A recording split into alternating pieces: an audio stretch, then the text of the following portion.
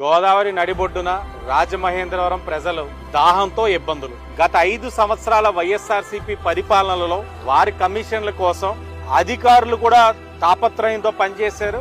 వారి యొక్క వ్యక్తిగత అవసరాల కోసం పనిచేశారు. ఈ 5 సంవత్సరాలు రాజమహేంద్రవరంలో ప్రజలకి నీరు ఎప్పుడు వస్తా ఉంది, ఎన్ని గంటలు వస్తా ఉంది, ఇలాంటి వాటిపైన ఎప్పుడు కూడా రివ్యూ చేసిన దాఖలాలు పోలా వైఎస్ఆర్సీపీ ప్రభుత్వం. మేము అధికారం వచ్చిన ఈ 4 నెలల్లో 2 సార్లు రివ్యూ చేసి 150 HP వెర్టికల్ టర్బైన్ ఇక్కడ ఇన్స్టాల్ చేస్తా ఉన్నారు. ఈ రోజు 150 HP వెర్టికల్ టర్బైన్ కెపాసిటీ 15 లక్షల రా వాటర్ ని పికప్ చేసే కెపాసిటీ దానికి ఉంది. దీని వలన ఎంతటి వరద రానివ్వనండి, ఎంత ఎండాకాలం కానివ్వండి, ఎప్పుడు కూడా సమస్య లేకుండా రా వాటర్ పికప్ చేసే పరిస్థితిని ఈ రోజు రాజమహేంద్రవరంలోని ఎన్డీఏ కూటమిగా మేము తీసుకొచ్చున్నాం. మరి 5 సంవత్సరాలు ఎందుకు మీరు దీని మీద శ్రద్ధ వహించలేదు? ఈ రోజున ప్రజలకు ఒకటే హామీ ఇస్తా ఉన్నాం. మేము వచ్చిన తర్వాత ఆరోగ్యకరమైన రాజమహేంద్రవరంతో పాటు ఎక్కడ సమస్య లేని రాజమహేంద్రవరాన్ని